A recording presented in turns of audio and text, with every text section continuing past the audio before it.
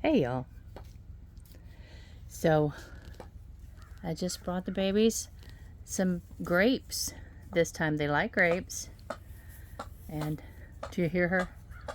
Elena's making that sweet little sound. I don't know what that means, but hopefully that doesn't mean get out of my house.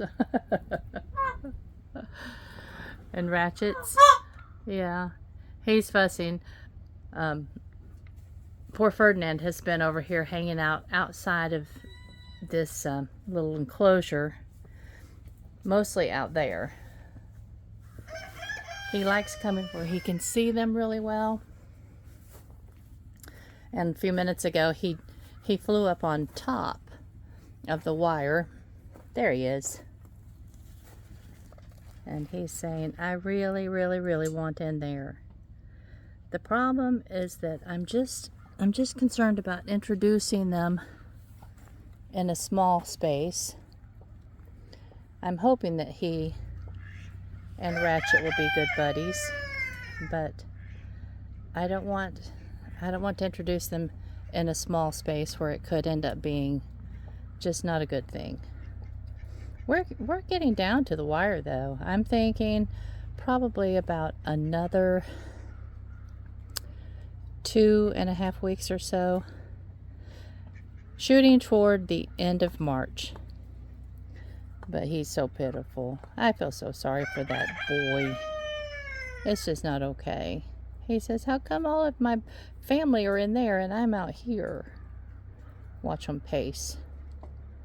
All of them. All of them just pacing. Bless.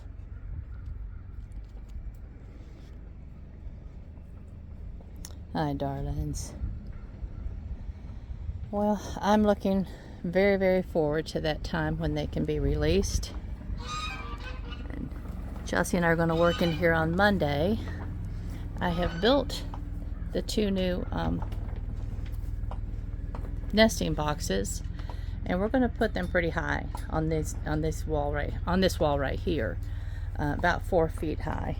What you doing, Ratchet? What you doing, darling? Say. He's just anxiety riddled. Whoa. Listen, Taylor. You almost pooped on me. That really would have been rude. That really, really would have been rude. She hangs out. I mean, she does come down, obviously. But she loves being up in the rafters, so she stays up there a lot. What, darling?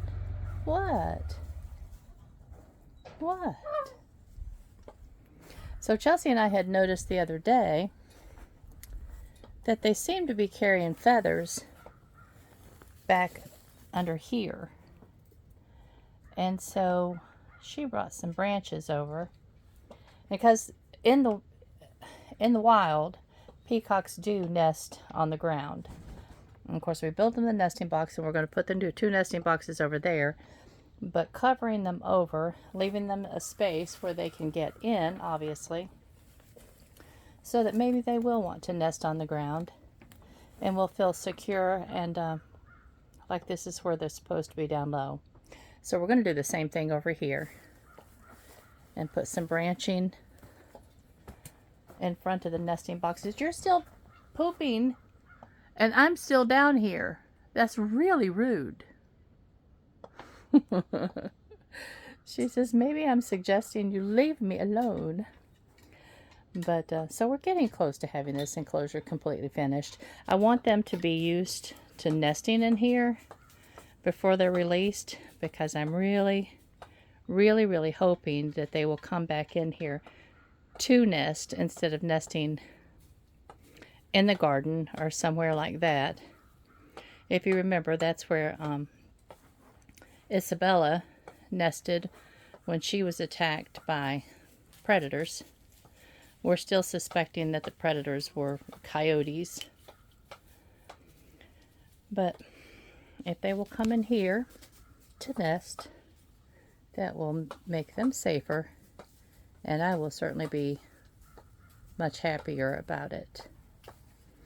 All right, let's go outside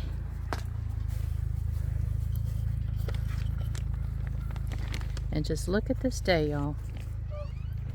I mean, this is an incredibly beautiful day. We've had some rainy weather, but it's been dry now for a few days. I'm hoping that it will be dry for about 3 more days. Hugh got the upper garden plowed, which is where we're going to be growing the vegetables. But I want to use the rotavator and make the hills. Yeah, there's Ferdinand. He's frustrated, bless. But make the hills up there like they are down here. The nice thing about having just these little mounds is that when it's dry, yeah, it does entail more water, but when it's wet, it keeps from drowning your plants. And the last few years we've had both. We've had some really, really wet weather and some really, really dry weather. The dry weather is easier to mitigate. But one thing that we're going to do when we get our plants in the ground, obviously you can see that my cover crop was not successful. I got it out too late. That was my fault. I wasn't paying attention to the calendar. So some of these have little blotchy winter wheat spots on them. And when we're ready to plant, we will just, put something over them and terminate that. You can see where the cow got in here the other day. Our big old feet. But anyway, I'm hoping that we can be much more specific and successful with cover cropping as time moves forward. That's the goal. But our pathways, we're going to keep those live and just mow them. We liked that last year. And I have some grass seed that I'll probably put down in the next few weeks down here where there's not any grass. These beds up here, have a nice start of grass. We mowed them last year. But these beds down here, you can see they have the winter wheat, but they don't have any grass in the rows. And the winter wheat will be nice because we can just sprinkle the grass in amongst that, and hopefully what little is down there, it will help protect the seed from our plethora of crows. Our crows are smart.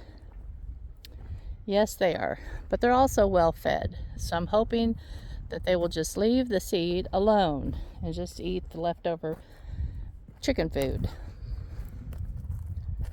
But yeah, we're ready to start planting. These rows down here do have a good stand of the winter wheat. And as it's getting warm, it will start shooting up really, really quickly. And hopefully in a month or so, we'll have about a foot that we can just break over and let it die down and become a compost layer on top of the soil.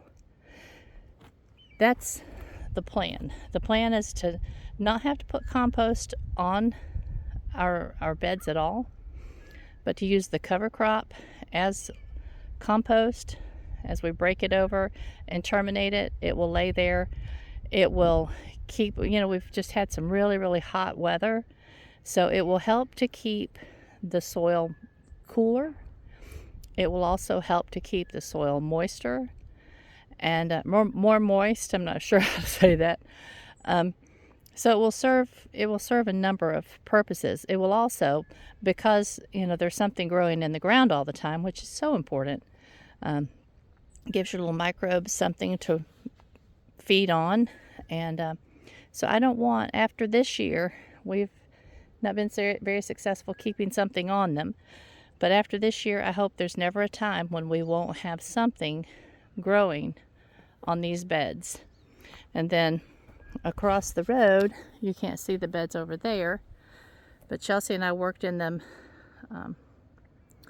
for a little while, one day this past week, and they're cleaned out. We have a little bit of weeding to go, and there are some of the flowers that have actually survived. The yarrow, of course. It looks like let me see, what else? The bachelor's buttons. I'm trying to think what all might have made it, but it looks like there was a number of things, not as much as we had hoped. And then we have a whole row of bupleurum. Thanks to a friend of ours, she gave us some bupleurum that had reseeded itself in her flower beds, and so it's looking good. And there's the moon of one puffy cloud over here. There's some more puffy clouds over there. It is just such a beautiful day. Oh my goodness. But anyway, well, I need to go in and straighten my house up a little bit. We have company coming this evening, and we have started having some friends come by once a month, those that are struggling as we are in this political environment. We have just a little time when we play games and just chill out. We called this group Meet and Chill. But those of you that have listened to some of my videos, you know, or some of my more political videos, you know my mindset, you know what I think about all of this, so I won't mention it. But anyway, having like-minded people during stressful times is helpful for everybody, and it's just fun. If y'all are struggling as well, I encourage you to do that same thing.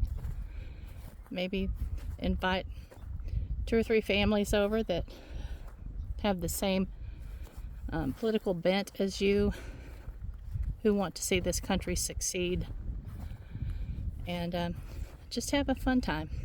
Have everybody just bring a snack. I provide tea and coffee.